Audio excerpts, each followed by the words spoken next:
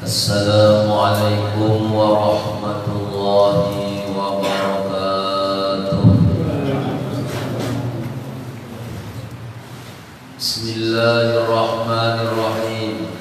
Alhamdulillahi rabbil alamin wa bihi nasta'inu ala umuri dunya waddin. Allahumma salli wa sallim wa barik ala sayyidina wa maulana Muhammadin wa ala alihi wa ashabihi wa dhurriyyatihi ajma'in. Subhanaka la ilma lana illa ma 'allamtana innaka antal alimul hakim. Rabbi shrah li sadri wa yassir li amri wa hlul 'uqdatam min lisani yafqahu qawli. Wasadid lisani wa hdi qalbi bi jahi nabi wa ali nabi sallallahu alaihi wasallam. Bismillahirrahmanirrahim.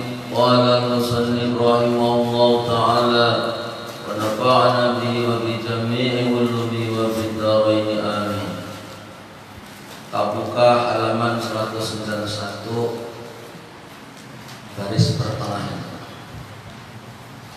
Bismillahirrahmanirrahim. Tugas kedua, cara menunaikan hak-hak persahabatan dalam kurung adab-adab persahabatan. 1. Mengenali hak persahabatan. Apabila telah terjalin persahabatan antara kamu dengan sahabatmu, maka wajiblah ke atasmu menunaikan beberapa hak persahabatan, dan wajib pula dijaga adab-adab dan menunaikan hak-hak persahabatan. Sabda Rasulullah sallallahu alaihi wasallam, "Mathalul akhwaini mathalul yadaini tafsilu ihdahumal ukhra." Artinya, perumpamaan dua orang yang bersaudara itu ialah perumpamaan kedua belah tangan, di mana yang satu mencuci yang lainnya. Dan Nabi sallallahu alaihi wasallam pernah masuk ke dalam hutan, lalu beliau mengambil dua belah kayu miswak atau siwak, yang satu bengkok dan yang satu lagi lurus, dan adalah bersama Rasulullah sallallahu alaihi wasallam. Pada ketika itu beberapa orang sahabatnya. Kemudian lalu Nabi sallallahu alaihi wasallam memberikan kepada salah satu sahabatnya kayu miswak yang lurus, dan beliau menahan kayu miswak yang bengkok untuk kegunaan dirinya sendiri. Maka sahabat itu lalu bertanya, "Ya Rasulullah, sebenarnya engkau lebih berhak untuk mengambil kayu miswak yang lurus ini daripada aku." Maka Rasulullah SAW menjawab, "Ma min sahibin yashabu sahiban walau sa'atan min nahari illa su'ila an suhbati hal aqama fiha haqqallahi ta'ala aw adha'ah." Artinya, tidak ada seorang jua pun yang bersahabat dengan orang yang lain walaupun hanya satu saat saja, kecuali ia akan ditanyai pada hari kiamat nanti tentang persahabatannya, apakah ia telah menunaikan padanya hak Allah Ta'ala atau tidak. Jemaah sekalian dirahmati Allah, Islam begitu mendetail dan mencakup tentang bagaimana aturan kita di dalam menjalani hidup dan kehidupan ini. Semuanya ada adab-adab. Karena adab itulah kuat daripada ilmu yang dituntut. Dia menuntut ilmu paham, tapi mengkadap prakteknya kada dipraktekkan dengan ilmu itu, berarti belum beradab. Ini paham, biar paham sifat 20. Biar mau paham sifat wajibnya Allah. Yang pertama wujud, umpama wujud artinya ada, maka mustahil tiada.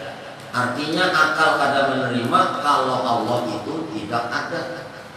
Kenapa? Sebab karena tidak menerima akal ini bahwa adanya langit dan bumi itu tidak ada yang mengadakan. Itu akal kada menerima, berarti harus ada yang mengadakan. Maka yang mengadakan itu harus bersifat wujud. Nah, tahu kita itu kayak itu tahu paham. Lalu jarnya, maka akhlaknya atau adab orang yang sudah mengenal sifat wujud, maka dimanapun dia berada, apapun yang dipandangnya, maka mengingatkan tentang adanya Allah. Nah, kita ini paham ada yang menciptakan. Kita ini makhluk dimulai dengan ketiadaan, lalu diadakan, lalu nanti ada lagi.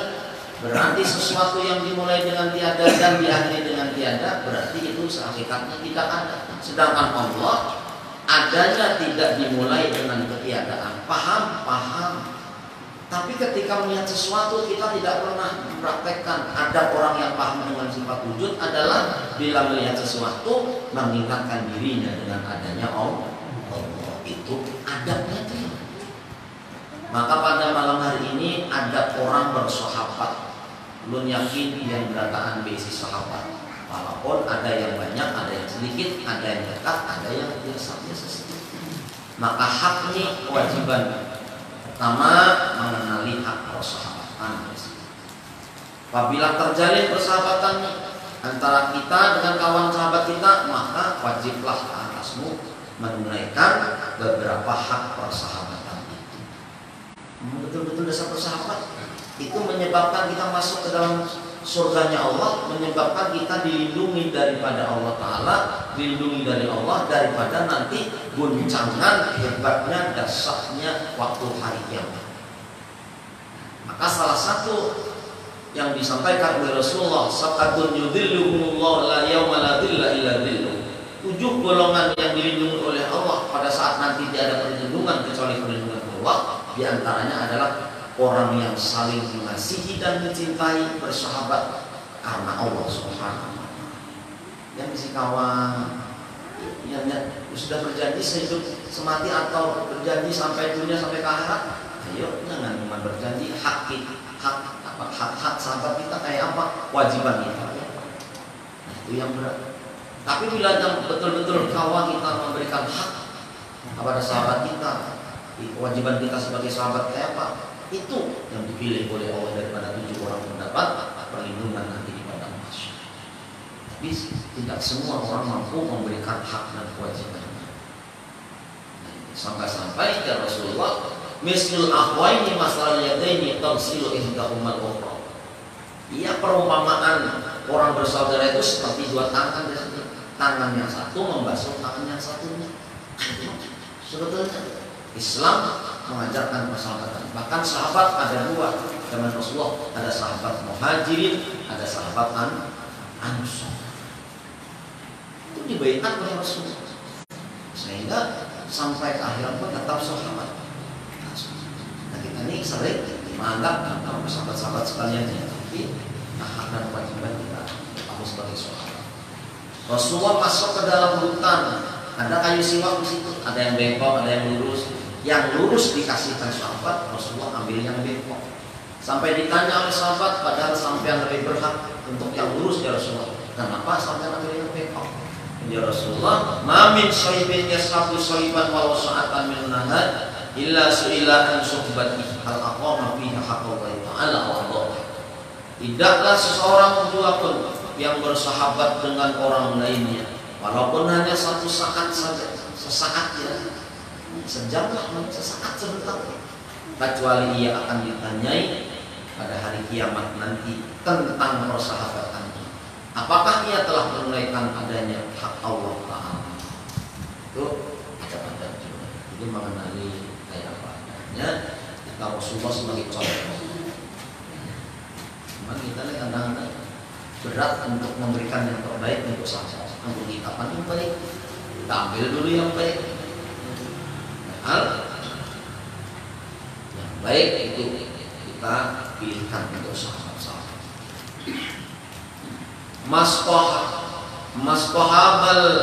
Maskohabasnani qatun hillatana ahabbahuma ila Allah Ta'ala arfaquhuma bisohib. Tidak bersahabat 2 orang yang bersahabat kecuali yang lebih dicintai di sisi Allah Ta'ala ialah orang yang lebih lemah lembut dengan sahabat. Yang pasti kalau orang sahabat harus berani berkorban untuk sahabat, lebih mementingkan keperluan sahabat daripada dirinya, itu berat. Ya kan Anda bersahabat, ada itu sahabat biasanya kenalan biasa sebagai hamba Allah biasa, daripada kita dituntut ya Rasulullah. Tidaklah orang bersahabat sesaat saja ada menunaikan hak sahabatnya kecuali nanti ditanya pada hari kiamat.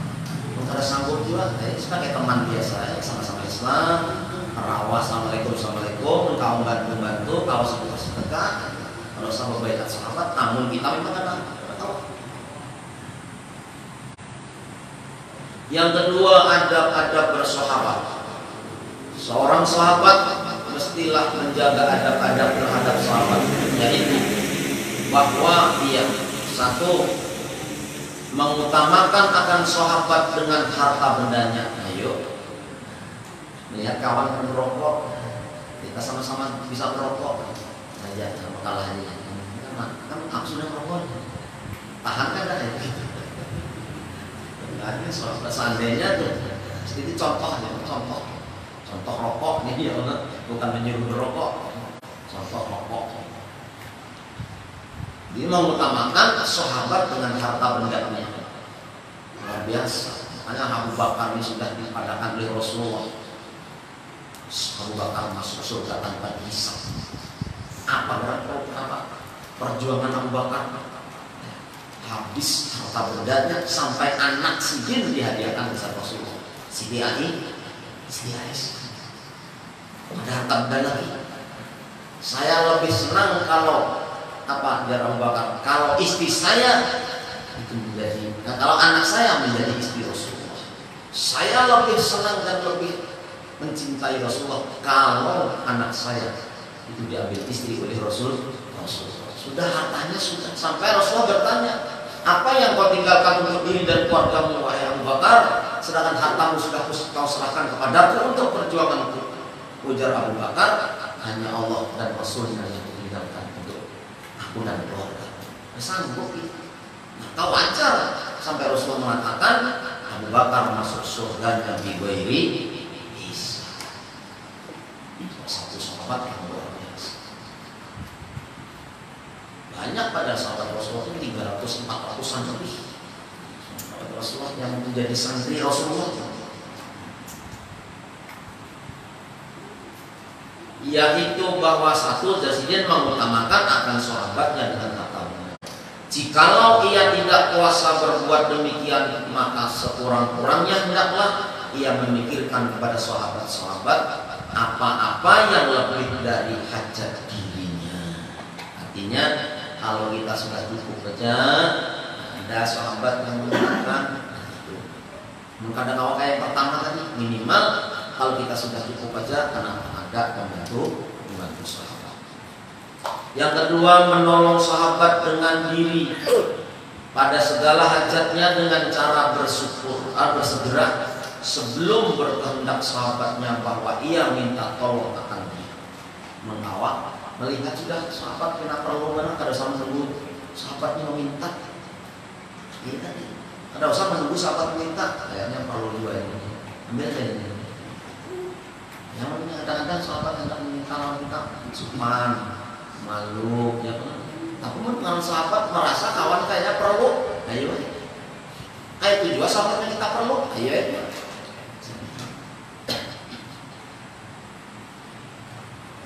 Yang ketiga, menyembunyikan rahasia sahabatnya. Tuh, namun dasar perlu penting amanah betul-betul sahabat sejati. Menyembunyikan rahasia sahabat. Kayak apa orang dasar sudah bersahabat? Ya orang kayak apa ini?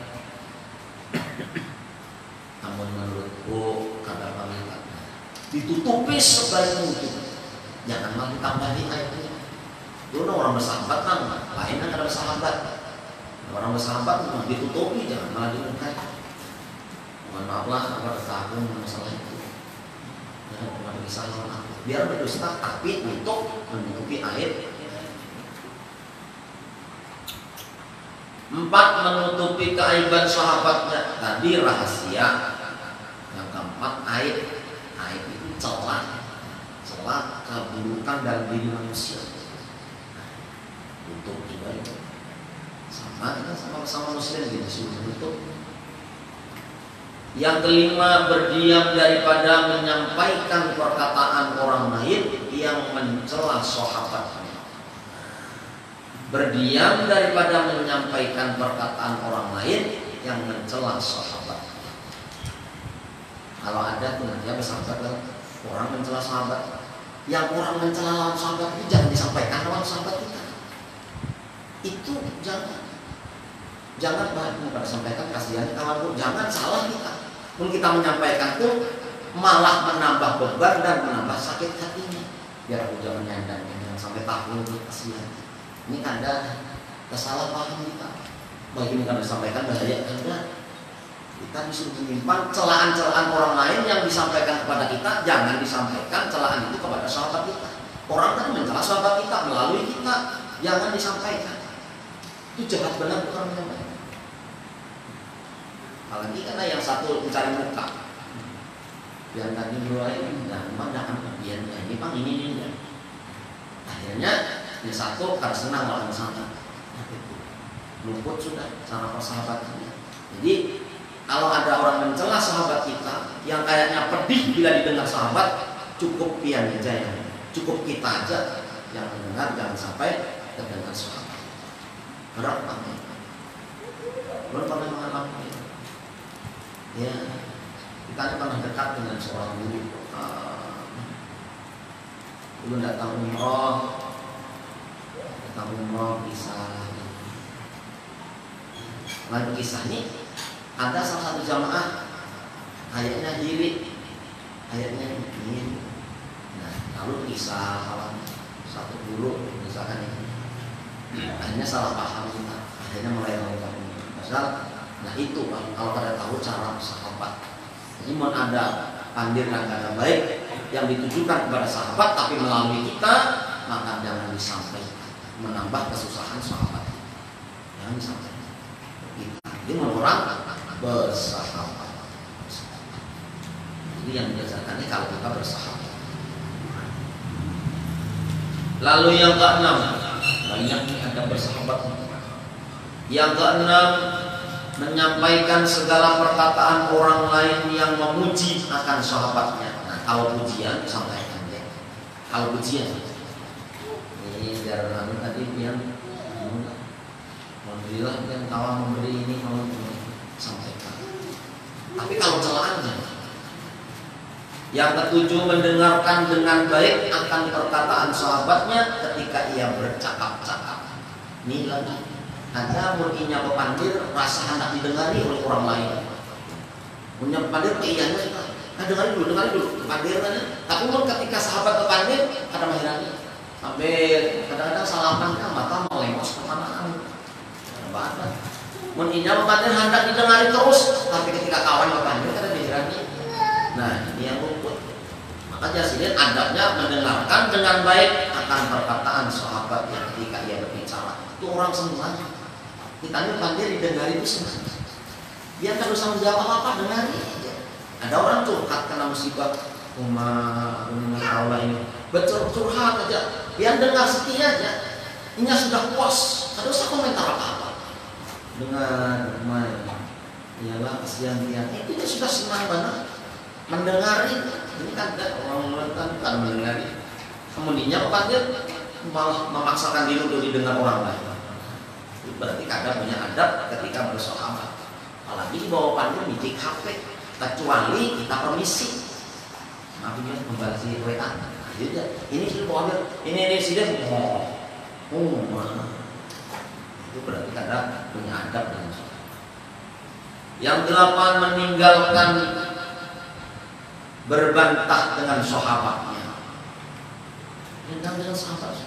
Ya mengalah aja kita, kecuali memang itu perlu diluruskan. Ayo, yang kita salah sebetulnya jujur, bro. Tapi kalau berdebat, nggak usah dihindari, akan menimbulkan putus persahabatan.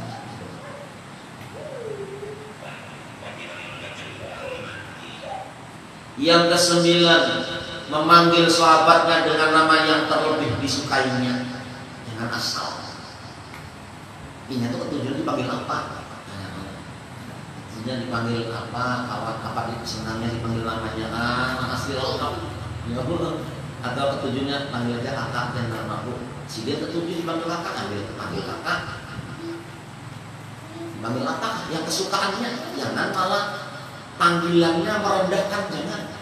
Naran bagus bener, di kiau kampret. Wah, iya. Itu kada badak naran kan sahabat. Narannya Muhammad Khairuddin, karena malah kampret khair aja. Nah, itu ada menyenangkan langsung. 10.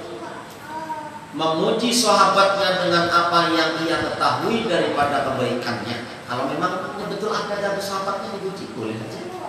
Asal jangan melebihi keadaannya. Nah, dia melebihi keadaannya, memuji.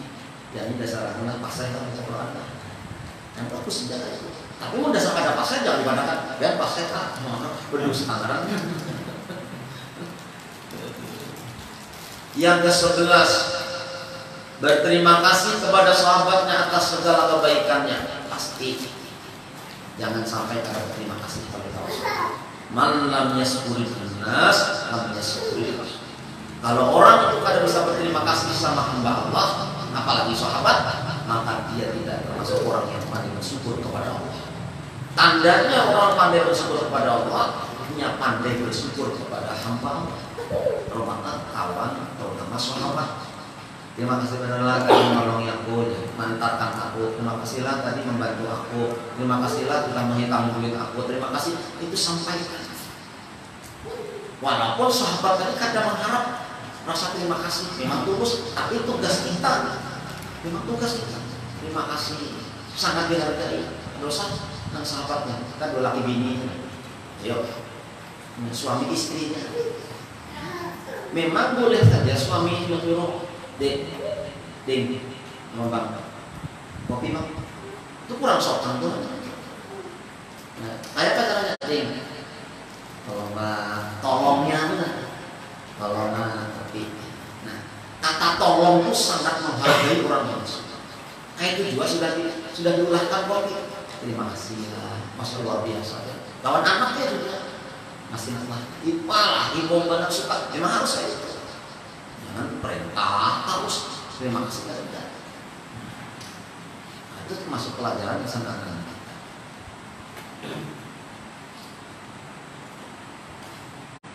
Yang ke-12, menegakkan orang lain apabila ia mau mengumpat sahabatnya seperti yang membela dirinya sendiri. Mengumpat ini ya, kalau orang Jawa bisuk. Mengumpat dia mau bawakan kata-kata, nah kada pantas kesan sahabat kita. Ada orang lain menyambati yang kada baik, boleh kita membelanya kita. Jangan kayak itu, biar baik biasa itu. Kalau dasar kayak itu kita bersahabat lah. Nah, bersahabat. 13, memberi nasihat dengan cara yang lemah lembut dan dengan bahasa yang halus apabila ia berkehendak menasihati sahabatnya. Apalagi sahabat ini dasar hati penyinggungan, maka harus hati-hati. Kita sudah paham bersahabat lawas, berkawan, takut pasti. Maka menegur, meluruskan, ya harus lemah lembut juga caranya. Satu, kawan di waktu dia senang, jangan dia waktunya sudah ada problem, sudah susah. Di waktu dia senang, kita pelan-pelan mengingatkannya, meluruskannya. Bila ada waktunya sedikit sarik-sarik marah-marah, jangan dulu, kena dulu menunggunya. Hatinya lapang, hatinya senang, nah kita pelan-pelan mengingatkan. Yang ke-14, memaafkan sahabatnya daripada segala kekhilafan dan kesalahannya, maka janganlah ia mencelaknya. Itu sudah otomatis kita pasti punya salah, punya khilaf. Banyak orang itu ada yang sempurna, Nabi aja, ya, Nabi aja masih ada kadang-kadang khilaf. Nabi rancang minta maaf dengan sahabat, maaf sampai beliau hendak wafat. Sampai beliau hendak wafat, Sidin sampai membuka baju Sidin. Ayo, sampai. Ayo, siapa yang pernah kena menzalimi di sini? Nah, mungkin waktu pernah kena apa-apa, ayo mumpung ini aku nih kayaknya umurku sudah dekat kepada Rasulullah. Minta maaf langsung. Sahabat-sahabat yang menangis, itu memberikan gambaran bahwasanya akhlak Rasulullah, walaupun orang yang sudah dipilih menjadi khatamul anbiya wal mursalin, tapi akhlaknya tetap seperti hamba-hamba Allah yang lainnya, mudah memaafkan, lambat untuk marah. Lambat Rasulullah marah, tapi cepat memaafkan. Kita ada cepat marah, lambat memaafkan. Kita ini para tamat, Allah tamat antara dua pilihan. Pada kita baca sifat 20 karena saya Nawawi, mungkin baca Nasrahul Ibad. Tapi Nasrahul Ibadnya insya Allah itu yang kawal mendapati yang kita akan membaca sampai menyimak sampai bisa memberi hati di bawahnya pelan-pelan. Ini bahasa Arab soalnya bukan seperti bahasa Melayu ini. Kecuali nanti belajarnya sifat 20 karangan saya Nawawi itu bahasa Melayu tipis, ya kitabnya tipis. Paling harganya 10.000. Insya Allah saya kayaknya lebih condong yang di sifat 20. Mudah-mudahan istiqomah dan